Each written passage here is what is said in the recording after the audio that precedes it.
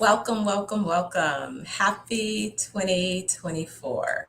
I am Dr. Stephanie Ardrey, known as Dr. Money, and welcome to my vlog, Naked with Dr. Money. Welcome, and I hope you are off to an exciting beginning of what I have now coined for myself as chapter 24. So how you doing? How you doing? We're only a few days in, so we're just beginning the ride. This is the perfect time to set new intentions. And when I was thinking about my reason for creating this vlog in 2023, which I also referred to as chapter 23, was that I wanted to really share with people the importance of mindset and how your mindset contributes to everything. It's going to support you with how you are able to establish and maintain your well being. It's going to support you in terms of how you respond to the roller coaster ride along your journey called life. But more importantly, I really wanted to have people resume the conversation around mindset, how mindset both impacts the motivations that you take on and how those motivations lead to manifestations of things that you desire. And really, what made me think about this was along the journey, I invested a lot of time in becoming an expert. The first part of my journey was in mastering customer relationships. How do you build relationships between your brand and consumer markets, whether they be business to consumer, business to business, business to government, business to institution, business to association, whatever markets you identify and serve, how do you create value? And how do you understand resources and research about these particular markets? And what would motivate them to be interested in what it was you were offering? So, the first part of my career, I mastered what it required to not only understand the development of brands, but how you market and bring those brands to market. After I accomplished that part of my journey, then I pivoted into gaining greater insight about leadership. How do you build capacity within your organization so that that organization has the ability to be a growth organization that could sustain itself through transitions of leadership, through business cycles that go from boom to bust, and what that looks like in terms of developing strong leadership and a culture within your organization.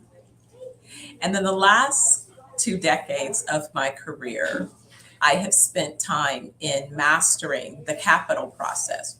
How do you capitalize these various ventures that you're interested in developing, launching, scaling, and growing? And how do you ensure that these ventures, again, will remain attractive as well as deliver value outcomes and value propositions, again, to those various stakeholders, especially stakeholders who are looking to invest and seek a return, be it a capital return, the internal stakeholders who make up your employee base, the external stakeholders who make up the resources, the supply chain that you rely upon to build your organization. And so, collectively, when I speak to individuals and leadership teams and organizations, I often have a conversation from an advisory or strategic level around those three things: your customers, your capacity, and the capital requirements. But what I realized is that along my individual journey of both identifying, conceptualizing, and launching business ventures, that it required not only that I develop my technical expertise, but it also required that I developed a certain level of resiliency that could only be accomplished by having a certain mindset. And so, what I realized really is that from my earliest years of setting intentions. I didn't understand the power of setting intentions. And I realized, though, that the power of setting intentions is that those intentions can manifest and most often will manifest. The only issue between if it is your intention manifest or not has everything to do with if you take on filling the gap.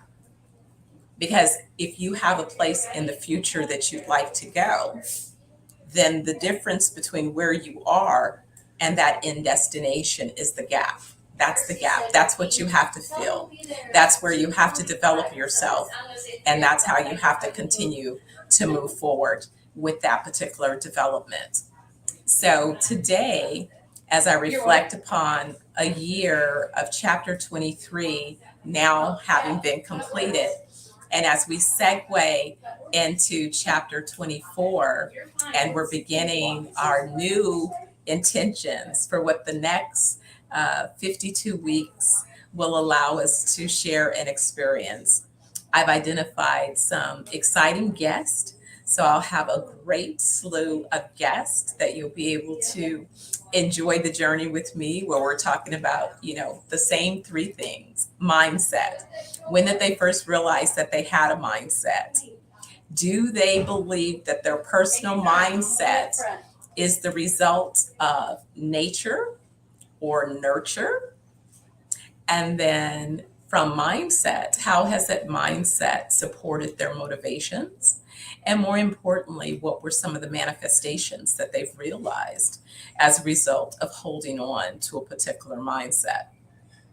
So these are the things that, we talked about, and I think it's still a relevant conversation. It hit me that in year 2020, which was interesting because 2020 reflects perfect vision. And to me, I feel like at that point, I'd gotten far enough along the journey that I could see the perfection in the journey, and that I was able to connect the dots to the degree that I could look back and think, oh my goodness. So the intention that I set at 9, the universe said yes. But then here's the work that you need to do in order to bring that intention into manifestation. And so along the way, all of the talents that I have been given had to be developed to a certain level so that I could utilize those talents effectively along this journey of accomplishing those particular outcomes based upon the desired intention.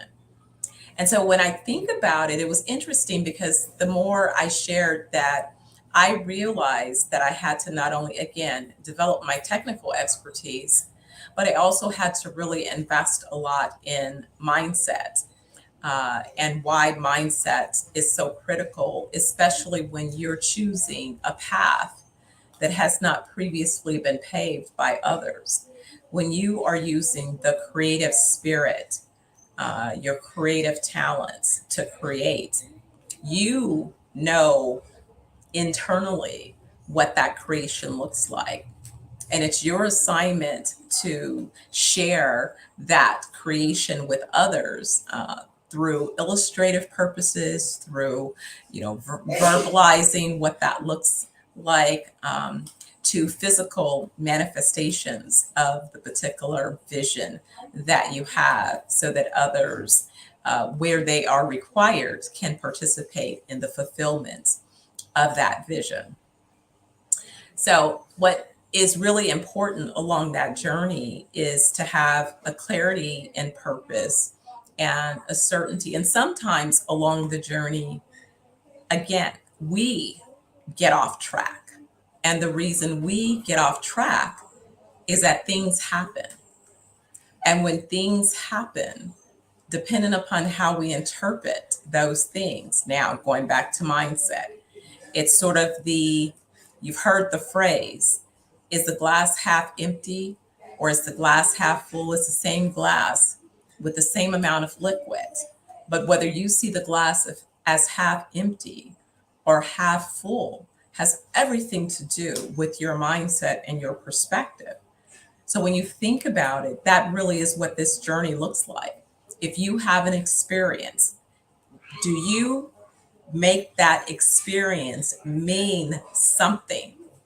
If you have an experience that you run a play in business and that play does not turn out exactly as you imagined, how do you then equate that? Do you equate that as a successful play run and some lessons gained, some insight understood, some opportunities to refine my efforts when I go back to running my next play? Or do you equate a play run that didn't quite manifest what you hoped to manifest as, oh my goodness, that was a failure, it didn't work, so now what am I going to do? Oftentimes I run across people that based on their level of experience is they opt for the latter. Play run, play didn't turn out exactly how they wanted it, so then it was a failure. That's amazing, because then that would suggest that if life was meant to be a one and done experience, then think of the birthing process and your evolution. Do you arrive from your mother's womb fully baked? Do you jump off the womb and start walking? No, you do not. There is a process of development. You must first learn to crawl, learn to sit up, learn to crawl, learn to stand, gain balance, learn to take steps, and those steps gradually become walking.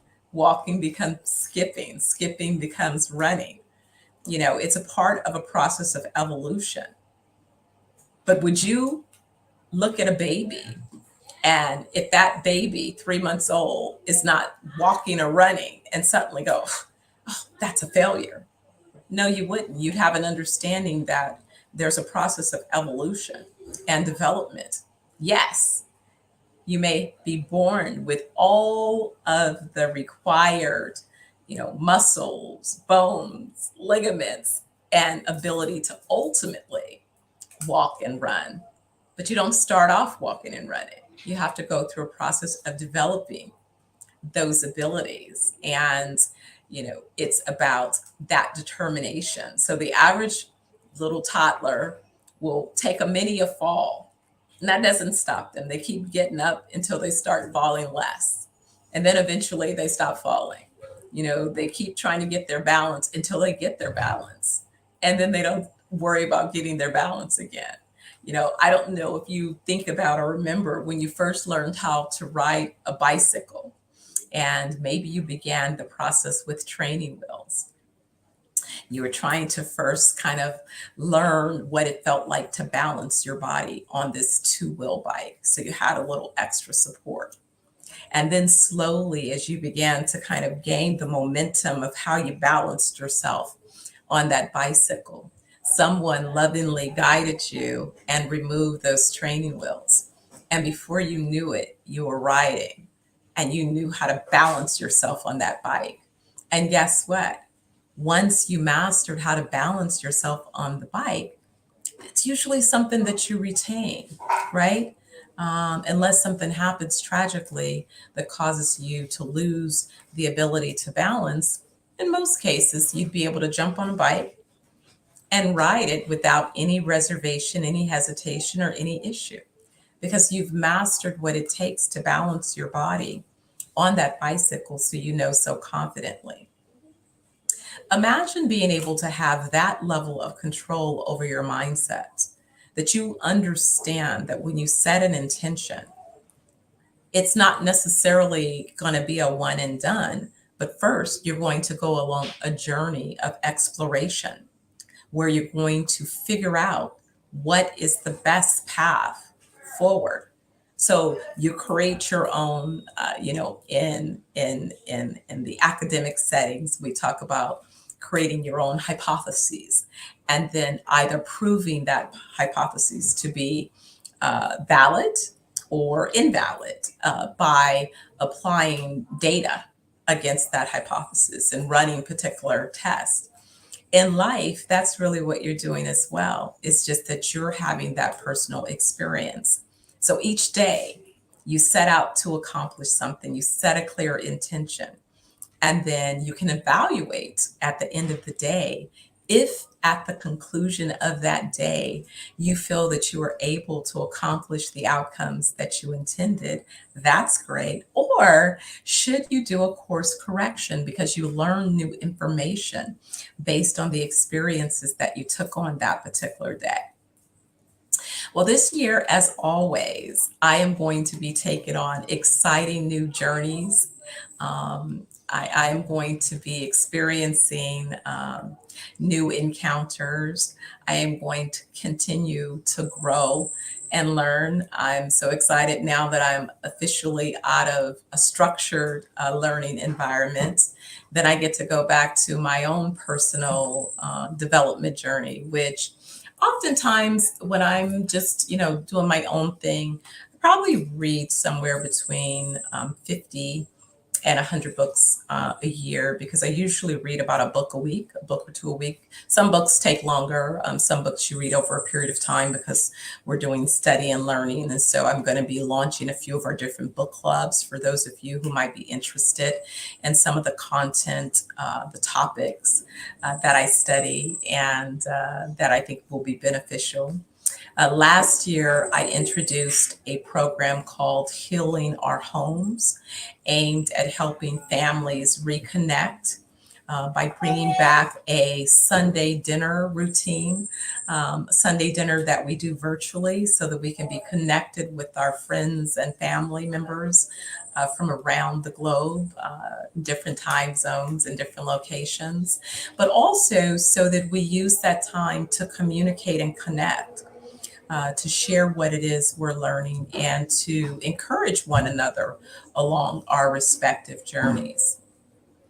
But since it's the beginning of the year and it's an opportunity to recast our our paths, we start off with a new clean calendar again. I think this is an opportunity to reflect. And I like to do visioning, so updating the vision board. I'm still in Jamaica, so I'll wait till I get back to the US and finish the update on my vision boards for chapter 24. In addition to updating those vision boards, I have a bunch of books that I can't wait to dive in. So again, there's a lot of information that I look forward to sharing with you. But just in case you're interested in setting a foundation for yourself, I was thinking of one of my very favorite books. I would say it's sort of the foundation of a lot of things. And I think it's an important guide. I think it's important that we have guides. So this book, The Science of Getting Rich by Wallace Wattles, I think is a must read. I think people should make sure that their kids have a copy of this book as young as 8 years of age. This information should be being taught at home. This should be a book that you're going through and discussing and learning from. You have chapters like the right to be rich. And what the right to be rich is doing is, one, starting with setting a particular mindset. And from that, you move on. That's chapter one. Chapter two talks about there is a science of getting rich, meaning that there is a particular methodology that one must follow. Chapter three helps you explore, is opportunity monopolized, and why or how do you create in spite of thinking that there's crowd or competition? Again, it's about informing you and shifting your mindset. Chapter four talks about the first principle in the science of getting rich, because again, any particular methodology has a certain set of principles that you must follow. And if you don't understand those principles, how would you expect to follow them and produce a particular outcome? Chapter five is about increasing life. It says you must get rid of the last vestige of the old idea that there is a deity whose will it is that you should be poor or whose purposes may be served by keeping you in poverty. So, chapter 5 really speaks to increasing life, the importance of recognizing how to increase life. Chapter 6 begins to help you understand how riches come to you. Again, if you understand these principles early on in your journey, I think it informs you with much more confidence than what you may have otherwise. Chapter 7 speaks to gratitude. And those of you along the journey and those of you who've realized manifestation of your intentions will often share that a lot of it has to do with the gratitude that's being expressed in what one has at the very moment. And the ability to focus on and find gratitude in every experience will attract more of those types of experiences. So you have more things to be grateful for. Chapter 8 talks about thinking in a certain way. So again, we're back to, really building additional legs to this idea around mindsets. Chapter 9, how to use the will. Now that you have tools, do you know how to deploy those tools effectively to produce the outcomes that you desire? Chapter 10 discusses further the use of the will. So, furthering the use of the will so that you can continue to expand and develop beyond yourself. Chapter 11 talks about acting in a certain way. Again, after you've developed your mindset, now your motivations, how do you behave with this new mindset along this journey? Chapter 12 talks about efficient action. Again, making sure that you have a methodology in place that's going to lead you to your desired outcomes. Chapter 13, getting into the right business. This is one of my favorite chapters because I spent a lot of time developing entrepreneurs. And oftentimes people think that they need to be in one particular business to be successful. What I can tell you along my entrepreneurial journey, I have experienced entrepreneurs winning and losing oftentimes in the same sector. So it's not about the sector.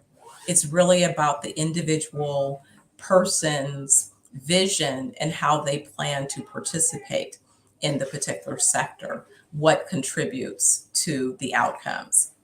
Chapter 14, the impression of increase. So, what does that look like? How do you set an impression and set that impression in such a way, in such a manner that it leads to increase and expansion? Chapter 15, the advancing personality. What is it about your personality and who you are along your journey that contributes to increase? Chapter 16, some cautions and concluding observations. Again, as with anything, there are always ways to apply and things to keep in mind. Chapter 17, a summary of the science of getting rich. And that concludes the science of getting rich. It's a very small little book. It's one that, again, I think you will use over and over again. You'll study repeatedly. I have it not only in paperback form, this one has a lot of notes that I've written, as well as I have an audio book copy so that sometimes when I'm doing my morning grounding session, I'm able to listen and have a chapter be reinforced while I'm walking. So this is the science of getting rich. Many of you know I've introduced A Course in Miracles over the last couple of years. So this will be year 3 that I go back through the course. And again, lead others down that path who are interested in the course. We'll reference some of the course learnings and journey in our Healing Home segments, which I'll send more information next week about for those of you who are interested in learning more and participating. We'll resume Healing Homes. I think it's the first weekend in February. So we'll be leading up and talking about what we plan to do in that particular space and how we help families get back on track. But the reason for me wanting to go back and reflect and build this foundation is that I noticed something in particular about myself. And then I had an aha moment, if you will. You know, you think about things that stand out to you that people say or things that you learn. And sometimes you wonder, why is that thing something that I still remember? Or why is it that thing kind of stuck with me? One of those things was I remember when learning the so-called structure of the Maslow hierarchy, where you begin at the bottom, and that's the widest portion of the triangle. And at that level, your focus is on taking care of your basic needs, just satisfying and making sure that your basic needs are met.